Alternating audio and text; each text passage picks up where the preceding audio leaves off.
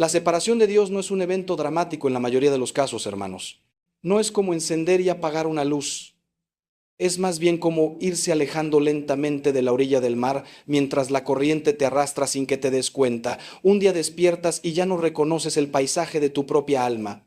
Permítanme ser completamente honesto con ustedes hoy, porque este tema me duele profundamente en el corazón. He enterrado a personas que murieron con todo el dinero del mundo, pero con el alma vacía. He consolado a matrimonios destruidos porque pusieron sus carreras, sus pasiones o incluso sus hijos antes que a Dios. He escuchado las confesiones desgarradoras de aquellos que, después de años de buscar la felicidad en todo menos en el Creador, finalmente se dan cuenta de que han estado corriendo en la dirección equivocada. Lo que quiero compartir con ustedes hoy no es teoría teológica abstracta, es la realidad cruda y transformadora de lo que sucede cuando nos separamos de Dios y, más importante aún, cómo podemos regresar a casa. Cuando decides vivir sin Dios, lo primero que pierdes es el sentido de tu propia identidad. Y esto, hermanos, es devastador de maneras que quizás nunca imaginaron. Fuimos creados a imagen y semejanza de Dios, dice el Génesis, pero ¿qué significa eso realmente? Significa que nuestra identidad más profunda, nuestro verdadero yo, está enraizado en esa relación divina. Cuando cortamos esa conexión, es como arrancar una planta de la tierra donde nació. La planta puede sobrevivir un tiempo con agua en un vaso, puede incluso parecer viva, pero nunca florecerá, nunca dará fruto, porque está desconectada de su fuente de vida. He conocido a personas increíblemente exitosas, con doctorados, empresas prósperas, familias admiradas desde fuera, que me han dicho con lágrimas: Padre, no sé quién soy. ¿Y cómo van a saberlo si han construido su identidad sobre cimientos de arena, sobre logros temporales, sobre la aprobación de otros, sobre placeres efímeros? San Agustín, ese gran doctor de la iglesia que antes de su conversión probó todos los placeres y filosofías del mundo, escribió algo que me estremece cada vez que lo leo. Nos hiciste, Señor, para ti, y nuestro corazón está inquieto hasta que descanse en ti. Fíjense en esa palabra, inquieto. No dice triste necesariamente, dice inquieto. Es esa sensación de que algo no está bien, de que falta algo, de que por más que corras, por más que acumules, por más que logres, siempre hay un hueco que no se llena. Esa inquietud es en realidad la voz de Dios llamándote de regreso. Es tu alma recordándote que fuiste hecho para algo más grande que esta vida material. Cuando te separas de Dios, comienzas a buscar tu identidad en cosas que cambian constantemente: tu trabajo, tu cuerpo, tus logros, las opiniones de los demás. Y así te conviertes en un barco sin ancla, sacudido por cada ola, cambiando de rumbo con cada viento. Te vuelves esclavo de las tendencias, de las opiniones, de tus propios miedos.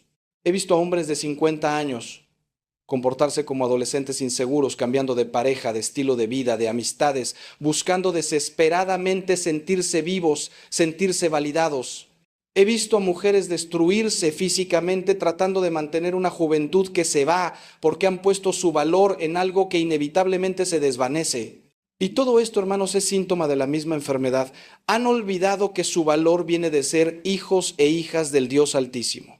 Cuando sabes quién eres en Cristo, cuando tu identidad está arraigada en tu relación con Él, las tormentas de la vida pueden sacudirte, pero no pueden destruirte. Los fracasos no te definen, los éxitos no te inflan, las críticas no te hunden, porque sabes que tu valor es intrínseco, dado por aquel que te tejió en el vientre de tu madre, como dice el Salmo 139.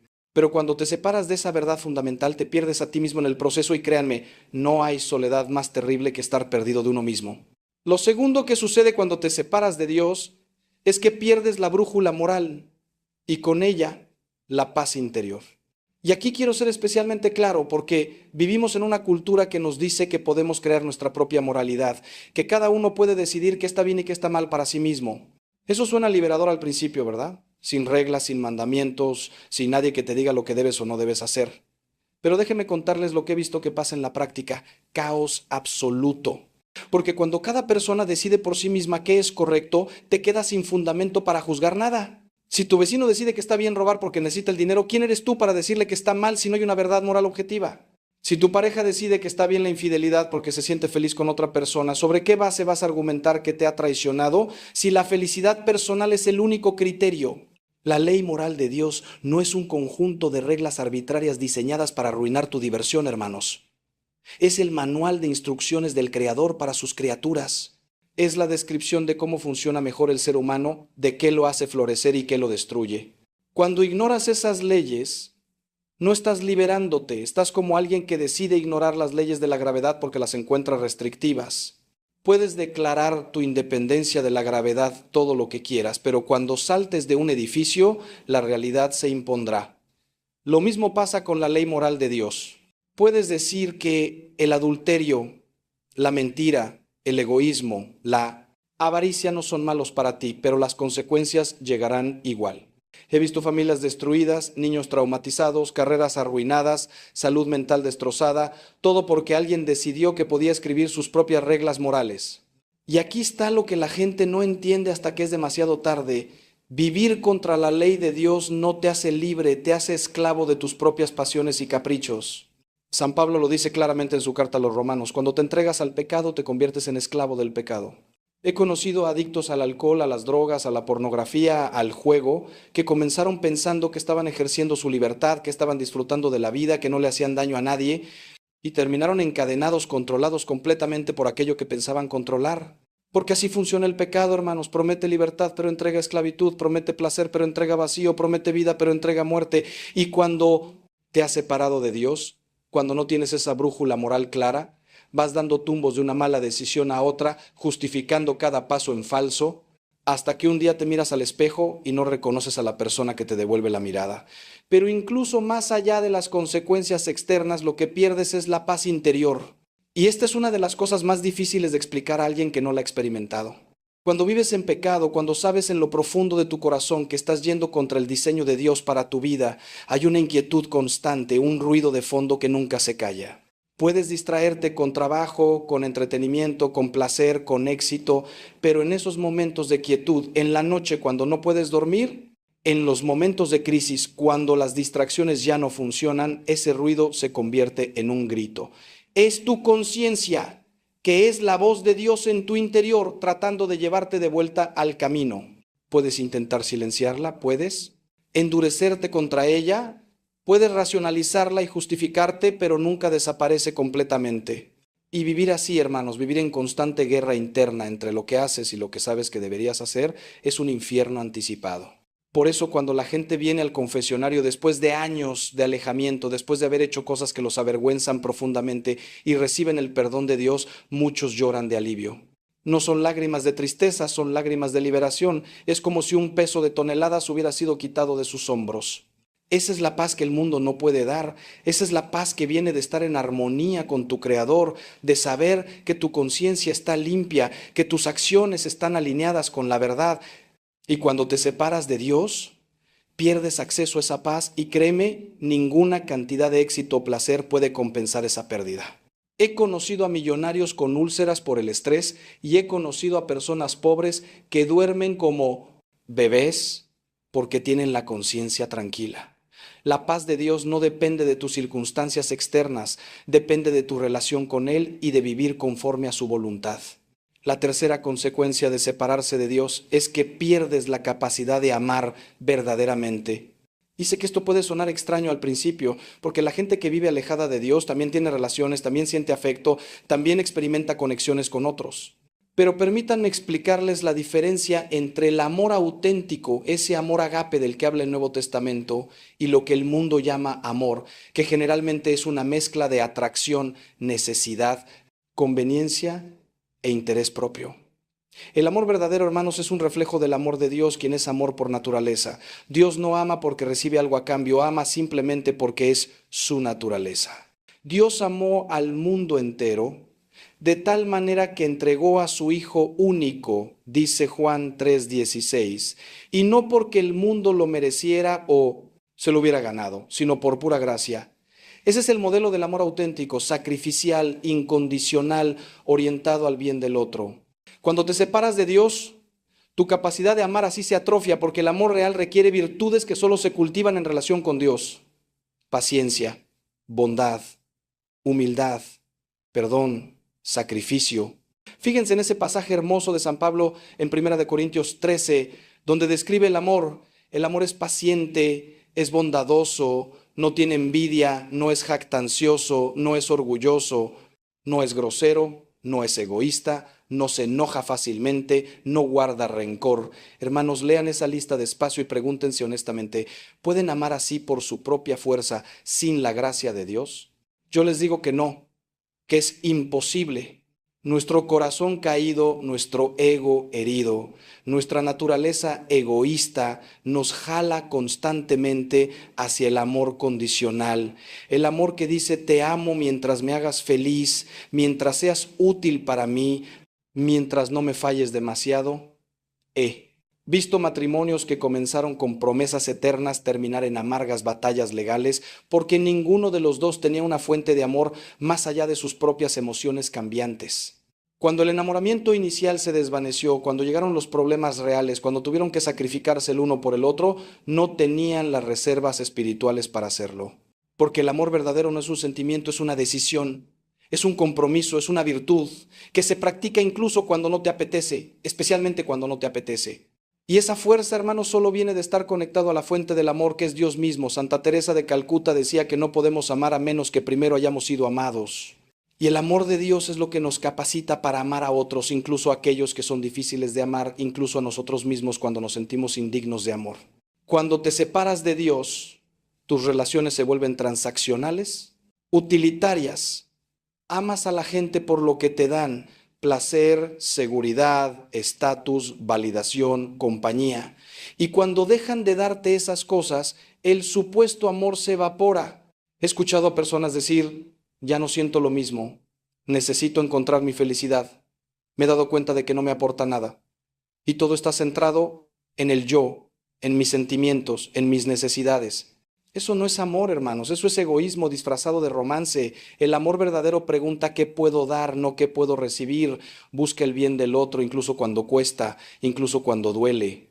Por eso, el símbolo central de nuestra fe es la cruz, el máximo acto de amor sacrificial. Cristo muriendo por nosotros cuando aún éramos pecadores, como dice San Pablo en Romanos 5:8.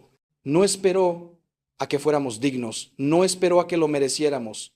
Nos amó en nuestro peor momento. Y esa es la tragedia de vivir separado de Dios, que pierdes la capacidad de experimentar y dar ese tipo de amor. Tus relaciones se vuelven superficiales, tus amistades son funcionales, tu matrimonio es un acuerdo de conveniencia mutua, y cuando llegan las tormentas de la vida, cuando realmente necesitas a alguien que se quede a tu lado, no por lo que puedes darle, sino simplemente porque te ama, descubres que has construido todo sobre arena. He visto a personas morir solas, rodeadas de conocidos, pero sin nadie que realmente los ame, porque pasaron toda su vida tomando en lugar de dar, usando a las personas en lugar de amarlas. Y eso, hermanos, es un destino que no le deseo a nadie. Pero es el resultado inevitable de vivir desconectado de Dios, porque Dios es amor, y sin Él el amor verdadero es imposible. Ahora quiero hablarles de algo que la gente raramente menciona, pero que he observado constantemente. Cuando te separas de Dios, pierdes el propósito y la vida se convierte en una carga insoportable. He hablado con ejecutivos exitosos que me dicen, Padre, he logrado todo lo que me propuse. Tengo la casa, el carro, la cuenta bancaria, la familia, pero me levanto cada mañana preguntándome ¿para qué? Y esa pregunta, hermanos, esa pregunta del ¿para qué? Es una de las más fundamentales y devastadoras cuando no tienes respuesta. Viktor Frankl, ese psiquiatra judío que sobrevivió los campos de concentración nazis, escribió que el hombre puede soportar casi cualquier cómo si tiene un porqué. Observó en los campos que quienes tenían un sentido de propósito, una razón para vivir, tenían más probabilidades de sobrevivir que aquellos que habían perdido todo sentido. Y ese sentido, ese propósito último, solo puede venir de algo más grande que nosotros mismos, algo eterno. Cuando vives separado de Dios, te inventas propósitos temporales pequeños que inevitablemente te decepcionan. Tu propósito es tener éxito profesional. Entonces, trabajas incansablemente, sacrificas tu salud, tu familia, tu paz interior, finalmente llegas a la cima de tu campo y descubres que no significa nada. Que la satisfacción dura apenas unos días antes de que la pregunta regrese, ¿y ahora qué? Tu propósito es criar a tus hijos. Entonces viertes toda tu energía en ellos, tu identidad completa se envuelve en ser madre o padre, y cuando crecen y se van te quedas vacío, sin saber quién eres o para qué estás aquí. Tu propósito es experimentar placer, entonces persigues cada sensación nueva, cada experiencia emocionante, pero descubres que los placeres tienen rendimientos decrecientes que necesitas cada vez más para sentir cada vez menos, hasta que nada te satisface. Estos propósitos temporales no son malos en sí mismos, hermanos. No está mal querer ser exitoso, criar bien a tus hijos, disfrutar de la vida. El problema es cuando los conviertes en tu razón última de existir, cuando los pones en el lugar que solo Dios debe ocupar. Porque todo lo temporal es por definición insuficiente para llenar un corazón hecho para lo eterno. Agustín tenía razón, nos hiciste para ti. Y nuestro corazón está inquieto hasta que descanse en ti. No hay logro humano, no hay relación terrenal, no hay placer sensorial que pueda satisfacer esa sed de infinito que Dios puso en nosotros. Es como intentar llenar el océano con un balde de agua, siempre faltará más, siempre habrá vacío. Y cuando finalmente te das cuenta de que tus propósitos autoimpuestos no te llenan, muchos caen en la desesperación, en la depresión, en el nihilismo. He visto a jóvenes brillantes decirme que no ven el punto de seguir viviendo, no porque les falte algo material, sino porque les falta algo existencial. Tienen comida, techo, oportunidades que generaciones anteriores ni soñaban, pero sienten que la vida no tiene sentido. ¿Y cómo va a tener sentido si la cultura les ha enseñado que son simplemente accidentes cósmicos, monos evolucionados sin propósito mayor que sobrevivir y reproducirse? Si eso es todo lo que somos, si no hay nada más allá de esta vida breve, entonces, francamente, tienen razón en sentirse desesperados. Pero la verdad, hermanos, la verdad gloriosa del Evangelio es que no somos accidentes, somos creación intencional de un Dios que nos ama. Fuimos creados con un propósito eterno: conocer, amar y servir a Dios en esta vida, y ser felices con Él para siempre en la siguiente. Ese propósito le da significado a todo, incluso al sufrimiento. Cuando sabes que tu vida tiene un propósito divino, que estás aquí como parte de un plan más grande, que cada experiencia, incluso las dolorosas, están siendo utilizadas por Dios para tu crecimiento y su gloria, entonces puedes soportar las dificultades con esperanza. Como dice San Pablo en Romanos 8:28, sabemos que Dios dispone todas las cosas para el bien de los que lo aman. Eso no significa que todo lo que pasa es bueno, significa que Dios puede sacar bien incluso del mal, que Él está constantemente trabajando en tu vida con un propósito redentor, pero cuando te separas de esa visión, cuando pierdes esa conexión con tu propósito divino, el sufrimiento se vuelve absurdo, las dificultades son simplemente crueldad aleatoria del universo y la vida pierde su sentido. Y créanme, hermanos, vivir sin sentido es un tormento peor que cualquier dolor físico. Y ahora, déjenme preguntarles algo que quizás los haga sentir incómodos. ¿Cuántas de sus ansiedades, cuánto de su estrés constante, cuántas de sus noches sin dormir vienen precisamente de haber puesto su confianza en todo menos en Dios? La quinta consecuencia de separarse de Dios es que te vuelves esclavo del miedo y la ansiedad. Y esto es algo que veo cada vez más en nuestra sociedad moderna, personas paralizadas por la preocupación, ahogándose en ansiedades sobre el futuro, tomando medicamentos para poder funcionar día a día. Y no estoy hablando mal de los medicamentos cuando son necesarios, hermanos, pero estoy señalando que tenemos una epidemia de ansiedad que tiene raíces espirituales. Jesús lo dijo claramente en el Sermón del Monte: no anden afanosos por su vida, qué han de comer o qué han de beber, ni por su cuerpo con qué se han de vestir. ¿No es la vida más que el alimento y el cuerpo más que el vestido? Miren las aves del cielo, que no siembran, ni ciegan, ni recogen en graneros, y sin embargo vuestro Padre Celestial las alimenta. ¿No valen ustedes mucho más que ellas? Cuando vives conectado a Dios, cuando realmente confías en su providencia, no significa que seas irresponsable o que no planees para el futuro. Significa que no vives atormentado por miles de escenarios catastróficos que probablemente nunca sucederán. Haces lo que puedes hacer, usas la inteligencia y los recursos que Dios te dio, pero confías en que Él tiene el control último de tu vida. Santa Faustina escribió en su diario que Jesús le dijo: las almas que tienen una confianza completa en mí no perturban mi corazón, sino que lo llenan de alegría. Y es verdad, hermanos, la confianza en Dios no es pasividad, es paz activa. Es trabajar como si todo dependiera de ti, pero confiar como si todo dependiera de Dios, como decía San Ignacio de Loyola. Pero cuando te separas de Dios, pierdes ese ancla de confianza y te conviertes en un barco sacudido por cada ola de incertidumbre. He visto personas destruirse con preocupaciones sobre cosas que nunca terminan sucediendo. Pierden años de su vida angustiados por su salud, su economía, su reputación, el futuro de sus hijos, las opiniones de otros, cada posible desgracia que podría acontecer. Y lo trágico es que mientras están tan ocupados preocupándose por el mañana, no están viviendo el hoy, no están experimentando la gracia que Dios tiene para este momento presente. Jesús también dijo, cada día tiene su propio afán.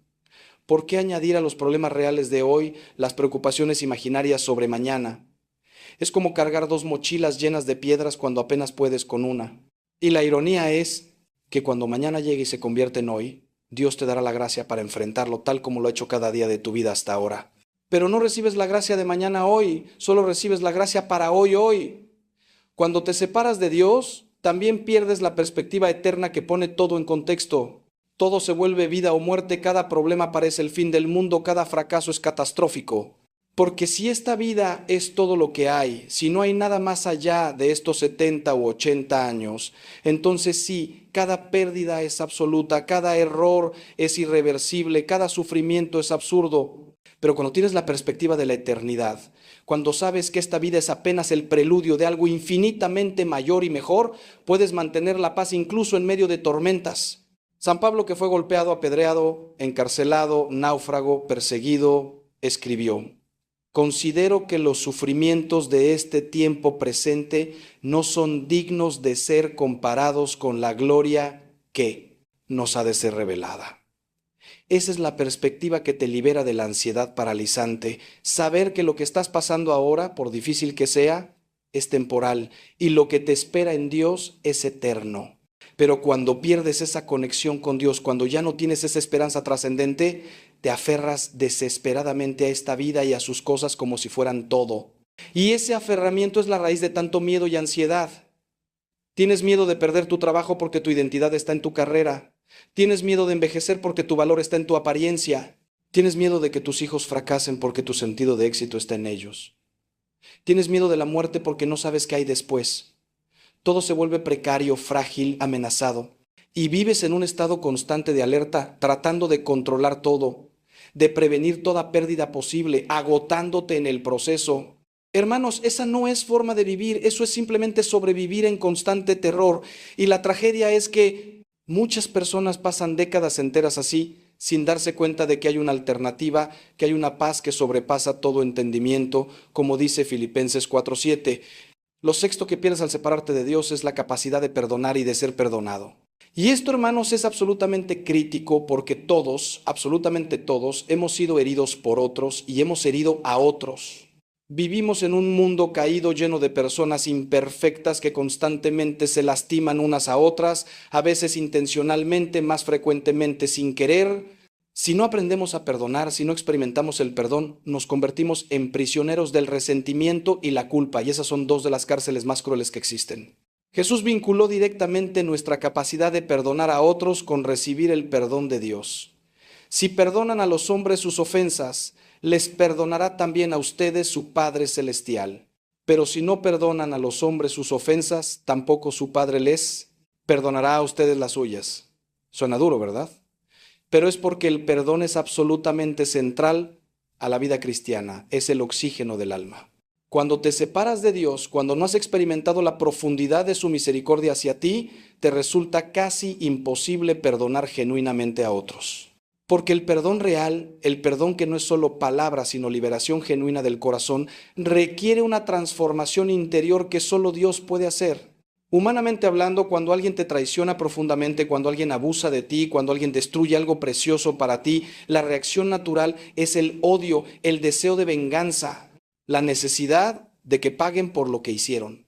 Y eso es comprensible, eso es humano. Pero Jesús nos llama a algo sobrehumano.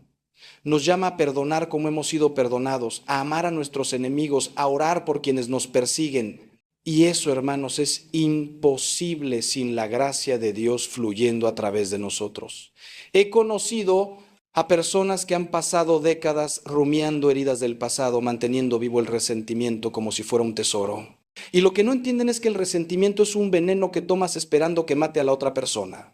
El que no perdona no está lastimando a quien le hizo daño. Se está lastimando a sí mismo, está permitiendo que esa persona siga teniendo poder sobre su vida años después del evento. He visto cómo el resentimiento destruye la salud física, cómo produce enfermedades psicosomáticas, cómo arruina relaciones presentes porque proyectas las heridas del pasado en personas inocentes, y todo porque no has podido perdonar. Pero el perdón no es algo que puedes forzarte a sentir, hermanos. No es fingir que no importa lo que pasó. No es olvidar o decir que estuvo bien lo que te hicieron. El perdón es una decisión de liberar a la persona de tu juicio y dejarla en las manos de Dios. Es un acto de la voluntad que se convierte en libertad del corazón cuando lo haces en el poder del Espíritu Santo. Y del otro lado está la culpa, esa carga aplastante de lo que hemos hecho. Cuando vives separado de Dios, no tienes dónde poner tu culpa, no tienes forma de procesarla adecuadamente. Puedes intentar negarla, racionalizarla, minimizarla, pero si tienes algo de conciencia, sigue ahí carcomiendo tu paz interior.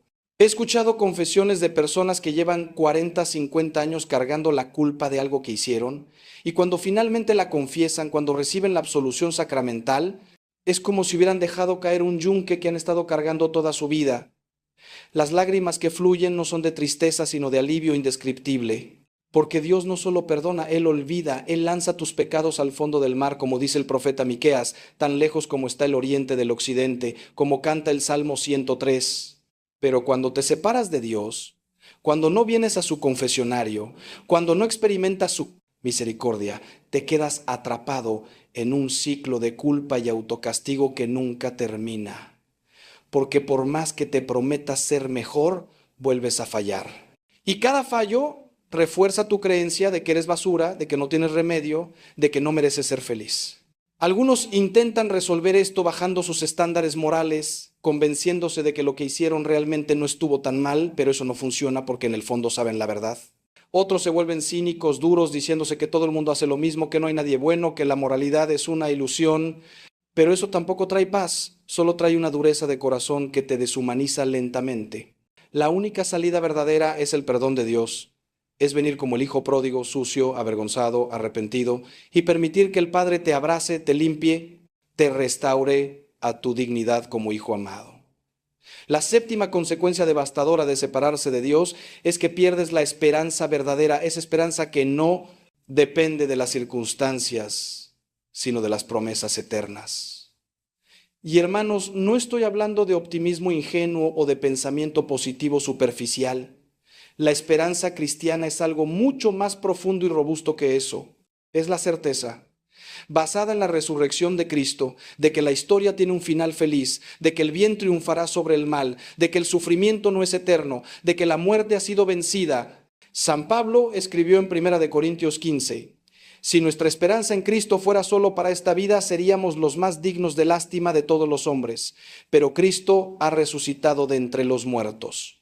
Esa resurrección es el fundamento de toda nuestra esperanza, es la garantía de que lo que Dios prometió se cumplirá. Cuando vives sin esa conexión con Dios, tu esperanza está completamente atada a las circunstancias cambiantes de tu vida. Tienes esperanza cuando las cosas van bien, la pierdes cuando van mal. Es una esperanza frágil, condicional, que puede ser destruida por un diagnóstico médico, por una pérdida financiera, por una traición, por cualquier de las 1000 tragedias que pueden ocurrir en esta vida quebrada. He visto a personas prósperas y aparentemente felices caer en depresión profunda cuando su vida cambia inesperadamente, el ejecutivo que pierde su posición y con ella su identidad entera, la mujer cuya belleza era su moneda de cambio y que ahora envejece inevitablemente, los padres cuyo hijo toma decisiones que destruyen todos sus sueños para él. Sin una esperanza anclada en algo más grande que las circunstancias, estos golpes de la vida pueden ser absolutamente devastadores. Pero la esperanza cristiana es inquebrantable porque no depende de que tu vida vaya bien según los estándares del mundo. Depende de que Dios es fiel y sus promesas son ciertas. El apóstol Pedro escribió que hemos nacido de nuevo a una esperanza viva mediante la resurrección de Jesucristo de entre los muertos para una herencia incorruptible, incontaminada e inmarchitable, reservada en los cielos para ustedes. Fíjense en esas palabras: incorruptible, incontaminada, inmarchitable. Nada en esta tierra cumple esas características, todo aquí se corrompe, se contamina, se marchita, pero nuestra esperanza no está puesta en las cosas de esta tierra, está puesta en lo que nos espera en Cristo. Y esa esperanza no puede ser robada por ninguna circunstancia externa, puede sostenerte incluso en medio del valle más oscuro. He conocido a personas que han enfrentado tragedias inimaginables, la muerte de hijos, enfermedades terminales, pérdidas devastadoras, y sin embargo mantienen una paz y una esperanza que desconcierta a quienes los rodean. ¿Cómo es posible? Porque su esperanza no está en que esta vida sea perfecta. Está en que Dios es bueno y tiene preparado algo glorioso para aquellos que lo aman. Como Job, quien perdió todo, familia, riqueza, salud, pero aún así declaró: yo sé que mi Redentor vive, y al final se levantará sobre el polvo. Y después de deshecha esta mi piel, en mi carne he de ver a Dios. Esa es la esperanza que sostiene al creyente, incluso cuando todo parece perdido, porque sabe que esta vida no es el final de la historia, es apenas el primer capítulo. Cuando te separas de Dios, cuando pierdes esa esperanza trascendente, te vuelves vulnerable a la desesperación, especialmente cuando envejeces y te das cuenta de que tus mejores años han pasado, que tus sueños no se cumplieron como esperabas, que tu cuerpo se debilita, que la muerte se acerca. Si esta vida es todo lo que hay, entonces el envejecimiento es una tragedia sin redención, es simplemente la marcha inevitable hacia la aniquilación. Pero si esta vida es la preparación para la eternidad, entonces incluso el envejecimiento puede ser una bendición, una oportunidad de crecer en sabiduría, de soltar lo temporal y abrazar lo eterno, de prepararte para el encuentro más importante de tu existencia, el encuentro cara a cara con tu Creador. Puedes resolver las cosas por ti mismo, Dios espera, Él es un caballero, un padre respetuoso que no invade tu espacio hasta que tú lo invites, hasta que reconozcas que lo necesitas desesperadamente. He visto esto 1,000 veces en mi ministerio. He estado junto a personas que estaban literalmente en el fondo del abismo, gente que había perdido todo, su familia, su salud, su dignidad, su fe. Personas que me decían con voz quebrada: Padre, ya no hay nada que hacer, esto se acabó. Y justo ahí, en ese momento de aparente destrucción total, he sido testigo de los milagros más extraordinarios. He visto matrimonios resucitar cuando parecían completamente muertos. He visto enfermos recuperarse cuando los médicos ya habían firmado su sentencia. He visto adictos liberarse de cadenas que los ataban desde hacía décadas. He visto pecadores transformarse en santos, cobardes convertirse en valientes, desesperados encontrar una paz que sobrepasa todo entendimiento. Y todo comenzó precisamente cuando ellos dejaron de luchar con sus propias fuerzas y dijeron: Señor, ya no puedo más, esto está en tus manos. San Pablo lo entendió perfectamente cuando escribió en su segunda carta a los Corintios: cuando soy débil, entonces soy fuerte. Qué paradoja tan hermosa, qué verdad tan profunda. Porque la debilidad humana es el espacio perfecto para que la fuerza de Dios se manifieste. Piénsalo, cuando tú eres fuerte, cuando tienes todo bajo control, cuando tus planes funcionan perfectamente, ¿quién recibe la gloria? Tú mismo. Pero cuando estás completamente quebrantado, cuando no tienes nada, cuando todo ha fallado y de repente algo milagroso sucede, ¿a quién le das la gloria? A Dios. Y esa es precisamente la razón por la que Él permite que lleguemos a ese punto de quiebre total, no porque sea cruel, no porque no nos ame, sino precisamente porque nos ama tanto que quiere mostrarnos que Él es suficiente, que su gracia es suficiente, que su poder se perfecciona en nuestra debilidad. Hoy, hermano mío, hermana mía, quiero llevarte de la mano a través de esta verdad que puede cambiar tu vida para siempre. Quiero mostrarte cómo Dios obra precisamente cuando todo parece perdido, cómo su luz brilla más intensamente en la oscuridad más profunda, cómo su amor se hace más evidente cuando nosotros nos sentimos más indignos de recibirlo. Voy a compartir contigo experiencias reales, testimonios que he vivido personalmente, enseñanzas de las Escrituras que han sostenido a la Iglesia durante 2000 años, sabiduría de los santos que entendieron este misterio antes que nosotros. Y al final de este tiempo que vamos a pasar juntos, mi oración es que salgas de aquí con una esperanza renovada, con la certeza de que no importa cuán oscura sea tu noche, el amanecer de Dios está más cerca de lo que imaginas. No importa cuán profundo sea tu valle, Dios está a punto de llevarte a la montaña. Quédate conmigo, porque lo que vas a escuchar puede ser exactamente lo que tu alma necesita en este momento. Déjame empezar contándote una historia que viví hace apenas unos meses. Llegó a mi parroquia un hombre de unos 50 años, con el rostro marcado por el sufrimiento y los ojos llenos de vergüenza. Se sentó frente a mí y durante varios minutos no pudo hablar, solo lloraba. Finalmente, con voz entrecortada, me dijo: Padre, lo he perdido todo. Mi esposa me dejó después de 25 años de matrimonio porque me descubrió una infidelidad. Mis hijos ya no me hablan, me ven con desprecio. Perdí mi empresa por malas decisiones y ahora estoy en la ruina. Tengo una depresión tan grande que hay días en que no quiero levantarme de la cama. Y lo peor de todo, Padre, lo peor de todo es que siento que Dios me ha castigado, que me ha dado la espalda, que ya no hay perdón para mí. Yo lo miré con profunda compasión y le dije algo que quizás lo sorprendió. Hermano mío, acabas de llegar al lugar exacto donde Dios puede comenzar a obrar. Verás, ese hombre había pasado años construyendo su vida sobre arenas movedizas. El éxito profesional, el dinero, el reconocimiento social, incluso su matrimonio, todo se había convertido en ídolos que él adoraba más que a Dios. Vivía en la ilusión del control, en la mentira de la autosuficiencia. Y Dios, en su infinita misericordia, permitió que todo ese castillo de naipes se derrumbara, no para destruirlo, sino para salvarlo. Porque mientras él confiaba en sus propias fuerzas, en su inteligencia, en su capacidad de manipular las circunstancias, estaba construyendo sobre arena. Y cuando vinieron las tormentas de la vida, todo se vino abajo. Pero ahí, precisamente ahí, en medio de los escombros de su vida anterior, Dios podía finalmente empezar a construir algo sólido, algo eterno, algo real. Durante los siguientes meses trabajé con este hombre. Le enseñé a reconocer sus pecados, no para machacarlo con culpa, sino para liberarlo de ella a través del sacramento de la confesión. Le enseñé que Dios no lo había castigado, sino que había permitido que las consecuencias naturales de sus decisiones lo llevaran al fondo, porque solo ahí podía encontrar la verdadera libertad. Le mostré en las Escrituras cómo los grandes santos, los grandes héroes de la fe, todos pasaron por su propio calvario, su propia noche oscura, su propio desierto. Abraham tuvo que estar dispuesto a sacrificar a su hijo. Moisés tuvo que huir al desierto durante 40 años. David cayó en adulterio y asesinato. Pedro negó a Cristo 3 veces. Pablo persiguió a los cristianos. Y sin embargo, precisamente en esos momentos de quiebre total, Dios los levantó y los usó para cambiar la historia. Le expliqué algo fundamental. Dios no desperdicia nuestro dolor. Cada lágrima que derramamos, cada noche que pasamos en vela, cada momento de angustia, todo eso Dios lo está usando para labrarnos, para moldearnos, para transformarnos en la persona que Él siempre soñó que fuéramos.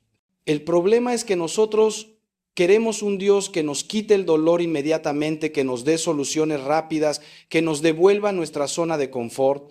Pero Dios es un Padre sabio, no un genio de la lámpara.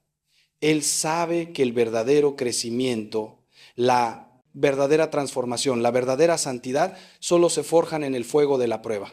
Como el oro que necesita pasar por el crisol para purificarse de todas sus impurezas, así nosotros necesitamos pasar por el crisol del sufrimiento para que todo lo superfluo, todo lo falso, todo lo que no es de Dios sea quemado y eliminado. Hoy ese hombre es un testimonio viviente del poder transformador de Dios. Su vida no se arregló de la noche a la mañana, no volvió con su esposa, no recuperó su empresa, pero encontró algo infinitamente más valioso. Encontró a Dios de verdad, no al Dios de su imaginación o conveniencia, sino al Dios verdadero. Encontró paz en medio de la tormenta, encontró propósito en medio del dolor, encontró esperanza en medio de la oscuridad. Hoy sirve en nuestra parroquia ayudando a otros hombres que están pasando por situaciones similares. Y su testimonio ha tocado cientos de vidas. Y todo comenzó exactamente cuando él sintió que todo estaba perdido. ¿No es eso hermoso? ¿No es eso precisamente lo que Dios hace una y otra vez en la historia de la salvación y en nuestras vidas personales? Ahora quiero que viajemos juntos a las páginas de las Sagradas Escrituras, porque ahí encontramos el patrón divino repetido una y otra vez. Dios obra precisamente cuando todo parece perdido. Pensemos en Abraham, el padre de nuestra fe. Dios le promete una descendencia tan numerosa como las estrellas del cielo, pero pasan los años y él y Sara no tienen hijos. No solo eso, sino que llegan a una edad donde tener hijos es biológicamente imposible. Sara tiene 90 años, Abraham tiene 100. Están más allá de toda esperanza humana, más allá de toda posibilidad natural. Es entonces, precisamente entonces, cuando todo está completamente perdido desde el punto de vista humano, que Dios interviene y les da a Isaac. ¿Por qué Dios esperó tanto? Porque necesitaba que Abraham y Sara llegaran al punto donde supieran sin ninguna duda que Este hijo no era producto de sus propias fuerzas, sino un milagro puro de Dios. Pensemos en Moisés y el pueblo de Israel atrapados entre el Mar Rojo y el ejército egipcio. No hay salida. A sus espaldas, las aguas; delante de ellos, los carros de guerra de la potencia militar más grande del mundo antiguo. El pueblo está aterrorizado. Algunos incluso le reclaman a Moisés: ¿no había suficientes tumbas en Egipto que nos trajiste aquí a morir en el desierto? Todo está perdido, humanamente hablando. Y es ahí, precisamente ahí, cuando Dios le dice a Moisés: ¿por qué clamas a mí? Dile al pueblo que marche. Y entonces viene el milagro. Las aguas se abren, el pueblo cruza en seco, y cuando los egipcios intentan seguirlos, las aguas se cierran sobre ellos. Dios esperó hasta el último momento, hasta que no había absolutamente ninguna salida humana, para mostrar su poder de una manera tan espectacular que nadie pudiera dudar de que fue Él quien lo salvó. O pensemos en Job, ese hombre justo que lo perdió absolutamente todo en un solo día. Perdió sus 10 hijos, perdió toda su riqueza, perdió su salud, quedó cubierto de llagas dolorosas de la cabeza a los pies.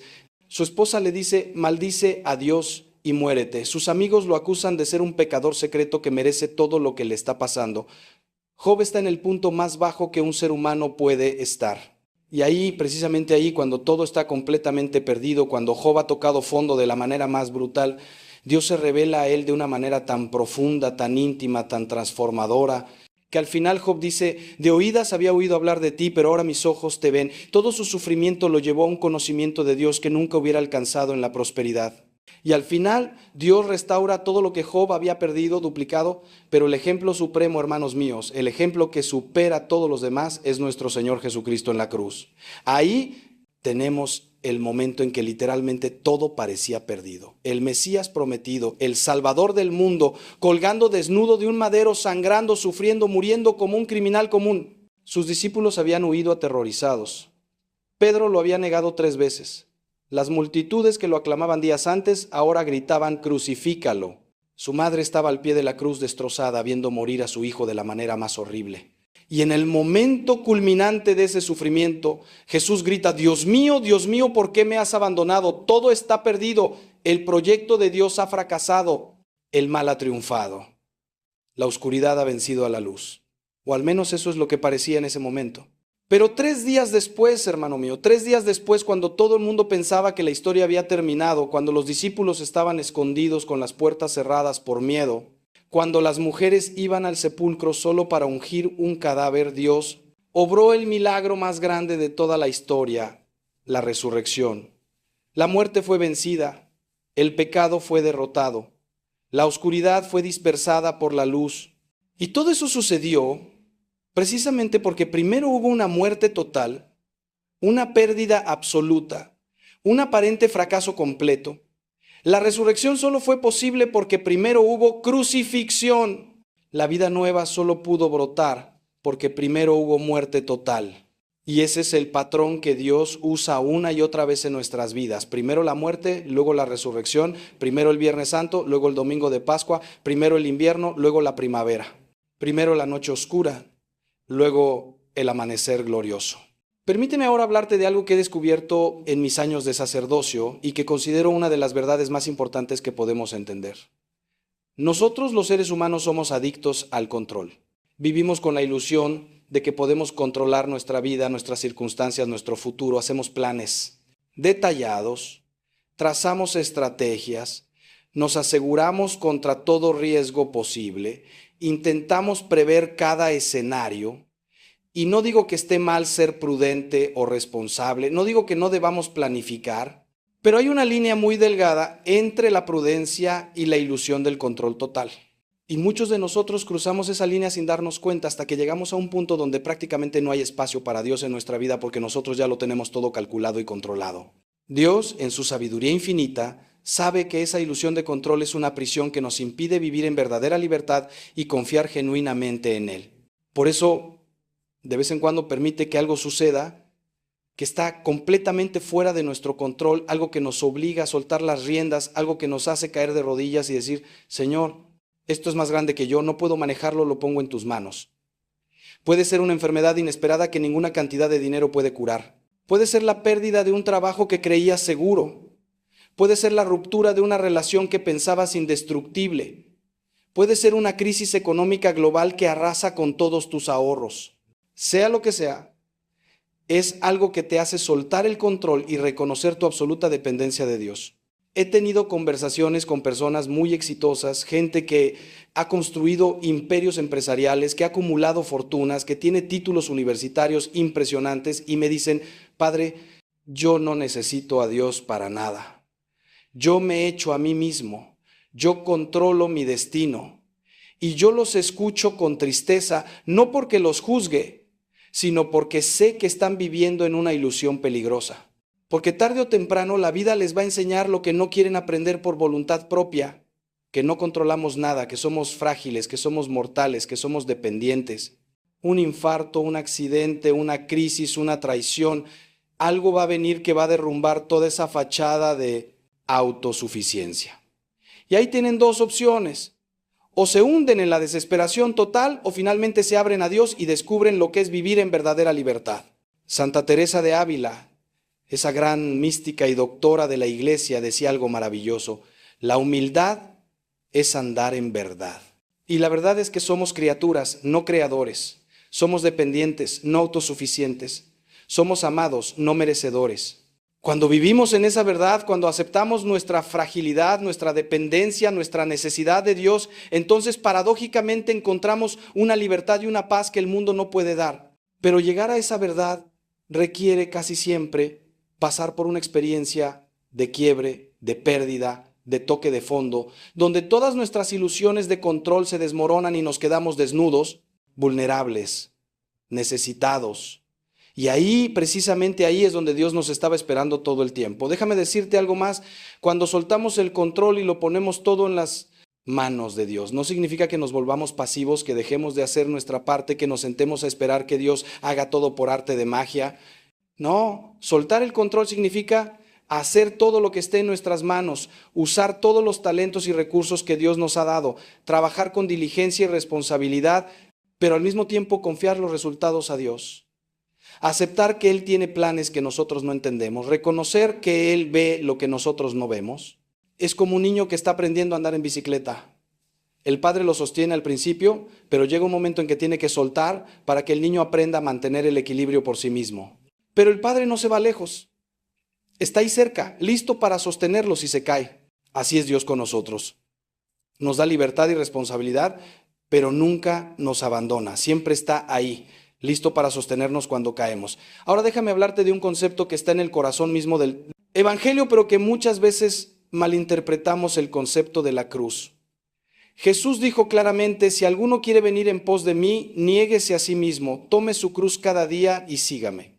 No dijo si las cosas se ponen difíciles, no dijo ocasionalmente, dijo cada día. La cruz no es algo opcional en la vida cristiana, no es un accidente desafortunado, no es un castigo de Dios. La cruz es el camino necesario hacia la resurrección, es el peaje que hay que pagar para entrar en la vida verdadera, es la puerta estrecha que conduce a la vida eterna. Y sin embargo vivimos en una cultura que nos dice exactamente lo contrario, que nos promete felicidad sin esfuerzo, éxito sin sacrificio, placer sin consecuencias. La cruz toma muchas formas en nuestra vida. Puede ser una enfermedad crónica que tenemos que llevar día tras día. Puede ser un matrimonio difícil donde tenemos que morir a nuestro egoísmo constantemente para amar de verdad. Puede ser un trabajo ingrato que nos cuesta, pero que necesitamos para mantener a nuestra familia. Puede ser cuidar a un padre anciano con demencia que ya no nos reconoce.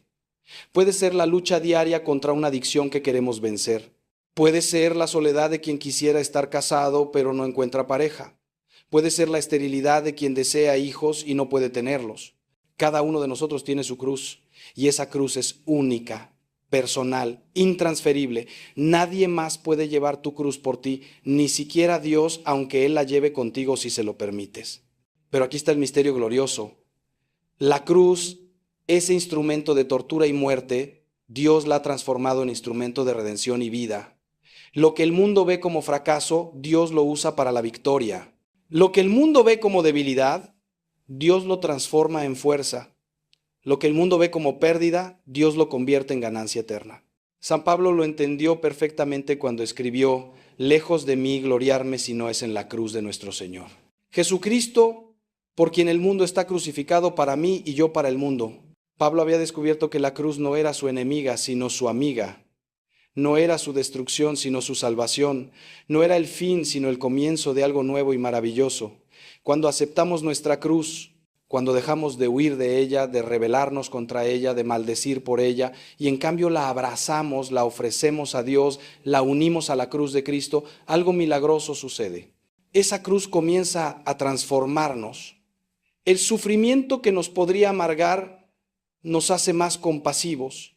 La pérdida que nos podría endurecer nos hace más sensibles. La enfermedad que nos podría llenar de autocompasión nos enseña a valorar cada momento. La traición que nos podría volver cínicos nos ayuda a perdonar de verdad. La muerte de un ser querido que nos podría sumir en la desesperación nos hace valorar la vida eterna. Todo depende de cómo llevamos nuestra cruz, si la arrastramos con amargura o la llevamos con gracia, si la vemos como maldición o como bendición disfrazada. Y aquí está la promesa de Jesús, una promesa que nunca falla. Después de la cruz viene la resurrección, después del Viernes Santo viene el domingo de Pascua, después del invierno viene la primavera, después de la noche viene el amanecer. Dios nunca nos deja en la cruz para siempre. Puede que tengamos que estar ahí un tiempo, puede que ese tiempo nos parezca una eternidad, pero llegará el momento de la resurrección, llegará el momento en que Dios dirá es suficiente y nos levantará a una vida nueva que ni siquiera podíamos imaginar. Job tuvo que pasar por su calvario, pero al final Dios le devolvió el doble de todo lo que había perdido. El pueblo de Israel tuvo que pasar 40 años en el desierto, pero al final entraron en la tierra prometida. Los apóstoles tuvieron que pasar por el trauma de ver morir a su maestro, pero 3 días después lo vieron resucitado. Y tú, hermano mío, hermana mía, también verás tu resurrección si perseveras, si no te rindes, si sigues confiando incluso cuando todo parece perdido. Ahora quiero que pensemos juntos en algo que tal vez te sorprenda. Muchas veces lo que nosotros consideramos una pérdida terrible, Dios lo ve como una liberación necesaria. Estamos tan apegados a ciertas cosas, a ciertas personas, a ciertos planes, a ciertos sueños, que se han convertido en ídolos en nuestra vida, en obstáculos para nuestra verdadera felicidad, en cadenas que nos impiden volar. Y nosotros no lo vemos porque estamos ciegos por el apego, pero Dios lo ve claramente. Entonces, en su misericordia, permite que perdamos eso a lo que estamos tan apegados, no para castigarnos, sino para liberarnos. Es como el cirujano que tiene que amputar un miembro gangrenado para salvar la vida del paciente. Duele terriblemente, pero es necesario para la supervivencia. He visto esto tantas veces en mi ministerio. La persona que pierde su trabajo y al principio se siente devastada, pero meses después me dice, Padre, fue lo mejor que me pudo pasar, porque ese trabajo me estaba matando, me estaba alejando de mi familia, me estaba robando mi alma. Ahora tengo un trabajo que paga menos, pero me da más vida. O la persona que pasa por un divorcio doloroso y siente que su vida se acabó, pero años después me confiesa, Padre, yo estaba en una relación tóxica que me estaba destruyendo poco a poco. Esta pérdida me salvó la vida y me abrió las puertas a algo mucho mejor. O la persona que no logra entrar en la universidad que quería y se siente fracasada, pero después descubre una vocación completamente diferente que le trae mucha más satisfacción y sentido. El problema es que nosotros vivimos en el presente, con información limitada, con visión corta, y por eso no podemos ver lo que Dios ve. Es como mirar una alfombra persa desde abajo. Todo lo que ves son hilos enredados, nudos, caos sin ningún sentido, pero si la miras desde arriba, descubres un diseño hermoso, un patrón perfecto, una obra de arte. Así es nuestra vida vista desde la perspectiva de Dios. Él ve el diseño completo, Él ve cómo cada pérdida, cada dolor, cada fracaso se entreteje para crear algo hermoso, algo que tiene sentido eterno. Nosotros solo vemos los hilos enredados y el caos del momento presente, pero Dios ve la obra de arte completa. Por eso es tan importante cultivar la virtud de la confianza, o como la Biblia la llama, la fe. La fe no es creer en algo irracional, no es negar la realidad, no es taparse los ojos ante el dolor. La fe es confiar en que Dios ve lo que yo no veo, sabe lo que yo no sé y está obrando incluso cuando yo no lo percibo. Es como un niño pequeño que va al médico para que le pongan una vacuna. El niño no entiende por qué su mamá permite que un extraño lo pinche con una aguja y le cause dolor. Desde la perspectiva limitada del niño es pura crueldad, pero la mamá sabe que ese dolor momentáneo va a prevenir enfermedades mucho peores en el futuro. El niño confía en su mamá incluso cuando no entiende. Así debemos confiar nosotros en Dios Padre, incluso cuando no entendemos lo que está permitiendo en nuestra vida. Santa Catalina de Siena, esa gran santa italiana del siglo XIV, tuvo una visión en la que Jesús le mostró dos recipientes, uno lleno de vino tinto y otro lleno de vino blanco. Y Jesús le dijo, el vino tinto representa el sufrimiento y el vino blanco representa el consuelo. Algunos de mis hijos me piden solo el vino blanco, solo el consuelo, solo las bendiciones. Pero a los que yo amo especialmente, a los que quiero hacer santos, les doy a beber de ambos vinos mezclados, porque el sufrimiento mezclado con el consuelo, la cruz mezclada con la gracia, produce la santidad más sublime. Qué enseñanza tan profunda. Dios no nos da solo sufrimiento, pero tampoco solo consuelo. Nos da una mezcla de ambos, perfectamente dosificada, según lo que necesitamos para crecer en santidad y madurez espiritual. Y ahora déjame hacerte una pregunta que quiero que medites en lo profundo de tu corazón. ¿Qué estás aferrando en este momento que Dios te está pidiendo que sueltes? ¿Qué es eso a lo que te estás agarrando con tanta fuerza que tus nudillos están blancos, pero que Dios necesita que dejes ir para poder darte algo mejor? Puede ser un sueño que ya no es para ti, un plan que Dios no ha bendecido, una relación que se ha vuelto tóxica, un trabajo que te está consumiendo, una adicción que te está esclavizando, un resentimiento que te está envenenando, un orgullo que te está aislando. Cada uno de nosotros tiene algo y en lo profundo de nuestro corazón lo sabemos. El Espíritu Santo está susurrando en tu interior ahora mismo, señalándote eso que necesitas soltar. No lo ignores, no lo silencies, escúchalo. Soltar no es fácil, lo sé. Nos da miedo el vacío, nos aterroriza la incertidumbre. Preferimos aferrarnos a algo malo, conocido, que soltarlo y no saber qué va a venir después. Es como estar colgado de una rama sobre un precipicio. Sabes que la rama se está rompiendo, que no va a aguantar mucho más, pero te da terror soltarla porque no sabes qué hay abajo. Pero lo que no ves es que abajo hay una red de seguridad, que son los brazos eternos de Dios esperándote. Él no te va a dejar caer en el vacío, Él no te va a dejar estrellarte. Pero necesitas tener el valor de soltar la rama para experimentar que Él te sostiene. Recuerdo a una mujer que vino a verme hace unos años. Había estado en una relación de pareja durante 15 años con un hombre que la maltrataba emocionalmente, que la manipulaba, que la hacía sentir que no valía nada, pero ella no lo dejaba porque le daba terror quedarse sola. Le daba miedo no encontrar a nadie más, pensaba que era mejor estar mal acompañada que sola. Un día, después de muchas conversaciones, finalmente reunió el valor para terminar esa relación y me dijo que ese día sintió como si se hubiera lanzado a un abismo sin red. Los primeros meses fueron terribles, soledad, dudas, miedo, tentación de volver. Pero ella perseveró, confió en Dios, trabajó en sí misma, sanó sus heridas y 2 años después conoció a un hombre maravilloso que la trata con respeto, con amor verdadero, con dignidad.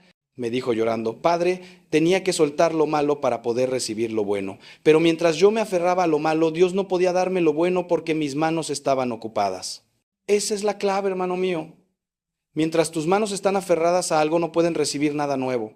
Dios puede tener bendiciones extraordinarias esperándote, planes maravillosos preparados para ti, milagros listos para manifestarse, pero Él no puede ponértelos en las manos si tus manos están cerradas, agarrando algo que ya no es para ti.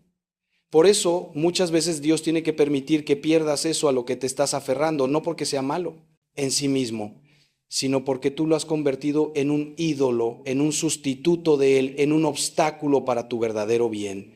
Y cuando lo pierdes, aunque duela terriblemente en el momento, es en realidad un acto de misericordia divina, una cirugía espiritual necesaria para tu sanación y liberación.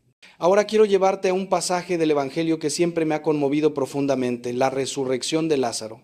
Jesús recibe la noticia de que su amigo Lázaro está muy enfermo.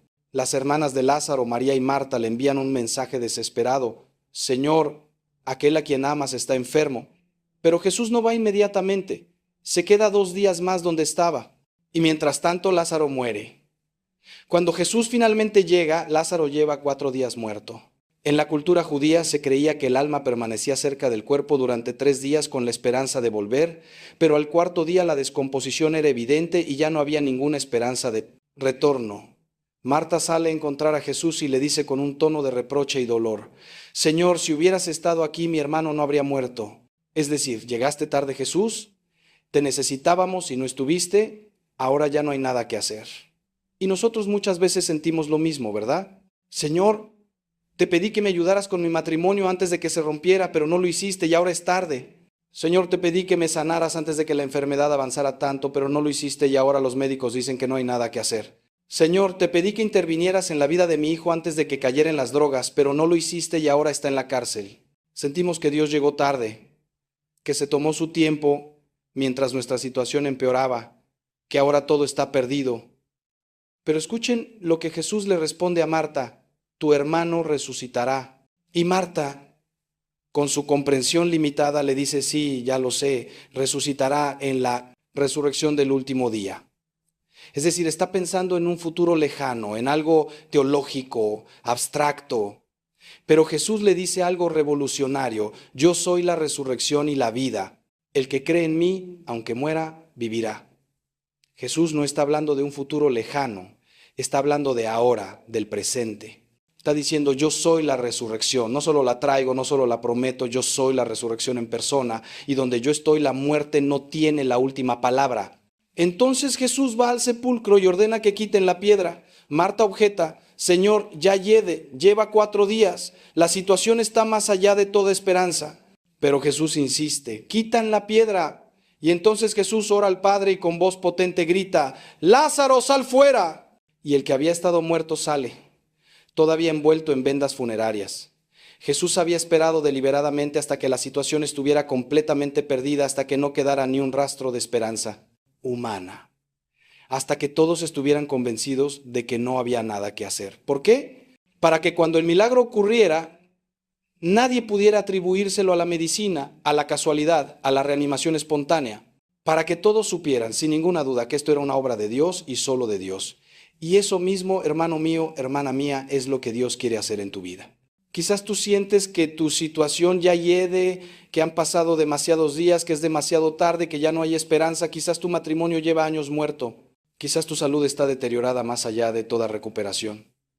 Quizás tu situación financiera está en ruinas completas.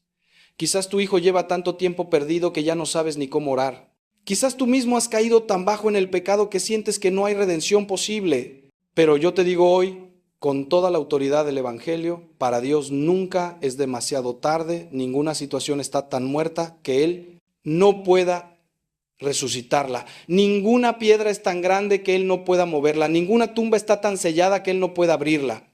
El único requisito, lo único que Dios necesita de ti es que le des permiso, que quites la piedra de la incredulidad, que abras tu corazón a la posibilidad del milagro, que digas como Marta: sí, Señor, yo creo que tú eres el Cristo, el Hijo de Dios, el que tenía que venir al mundo. No necesitas una fe perfecta, no necesitas tener todas las respuestas, no necesitas estar libre de dudas. Solo necesitas un pequeño acto de fe, un pequeño sí a Dios, una pequeña apertura a su poder, y Él hará el resto. Él gritará en tu tumba: sal fuera. Y lo que estaba muerto comenzará a vivir de nuevo. No sé cómo lo hará, no sé cuánto tiempo tomará, no sé exactamente cómo se verá tu resurrección, pero sé que vendrá si tú se lo permites a Dios. Déjame contarte ahora sobre uno de los conceptos más mal entendidos en nuestra fe: la divina providencia. Muchas personas piensan que la providencia de Dios significa que Él va a darnos todo lo que queremos, que va a hacer que nuestra vida sea fácil y cómoda, que nos va a librar de todo sufrimiento. Pero eso no es la providencia, eso es magia.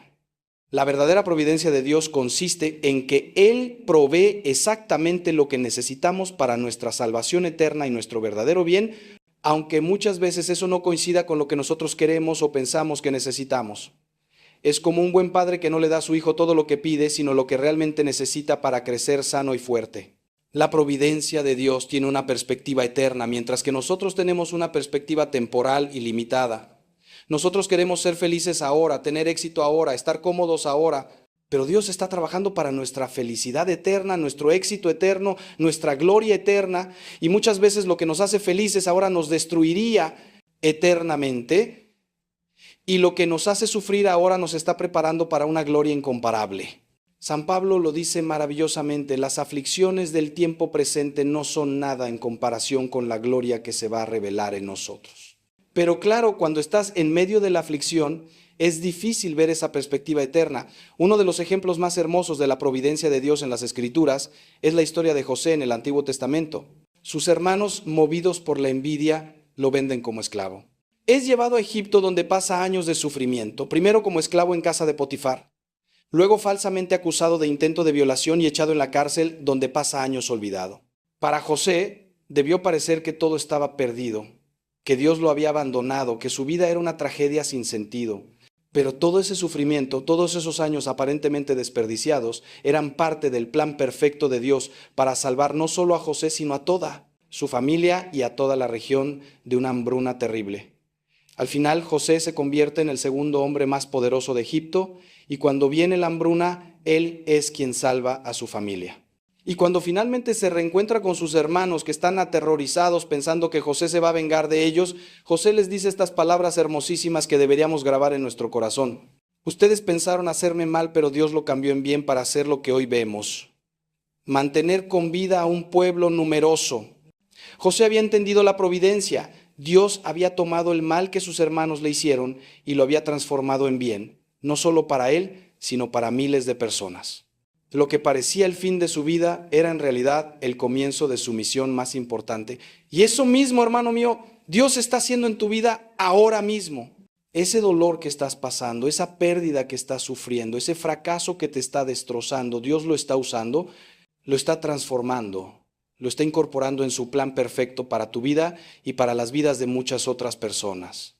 Puede que no lo veas ahora, puede que pasen años antes de que lo entiendas, pero llegará el día en que mirarás hacia atrás y dirás, como José, eso que me parecía el peor momento de mi vida era en realidad Dios preparándome para algo mucho más grande. Tú pensabas que te estabas cayendo, pero en realidad Dios te estaba posicionando. Tú pensabas que te estaban destruyendo, pero en realidad Dios te estaba transformando. La clave para vivir confiados en la providencia es entender que Dios no desperdicia nada en nuestra vida. Cada experiencia, cada dolor, cada lágrima, cada momento de soledad, cada fracaso, cada pérdida, todo está siendo usado por Dios para labrarnos, para moldearnos, para prepararnos.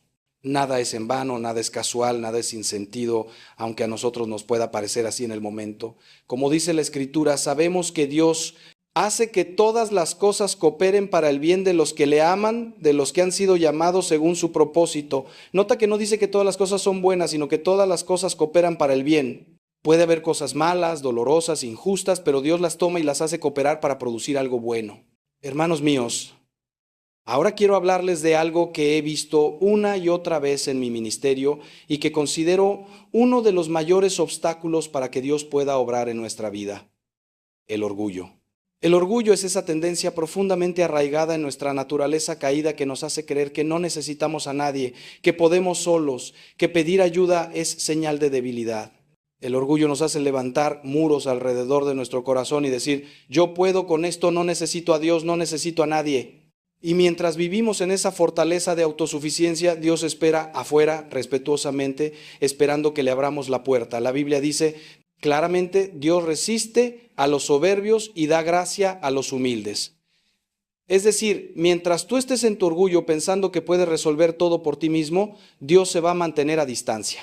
No porque sea caprichoso o vengativo, sino porque el orgullo es incompatible con la gracia. La gracia, por definición, es un regalo inmerecido, algo que recibimos gratuitamente. Pero si yo estoy convencido de que lo merezco, de que lo he ganado, de que es fruto de mi esfuerzo, entonces no estoy recibiendo gracia, estoy reclamando mi derecho. Y Dios no entra en esa dinámica. Él espera pacientemente a que yo baje de mi pedestal, reconozca mi necesidad, extienda mis manos vacías y diga, Señor, necesito tu ayuda.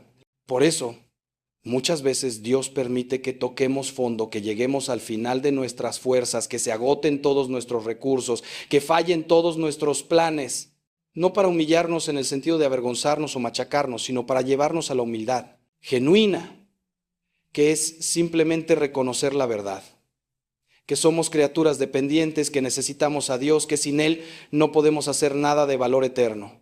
Jesús lo dijo claramente, separados de mí no pueden hacer nada. No dijo sin mí les costará más, no dijo sin mí tendrán dificultades, dijo no pueden hacer nada.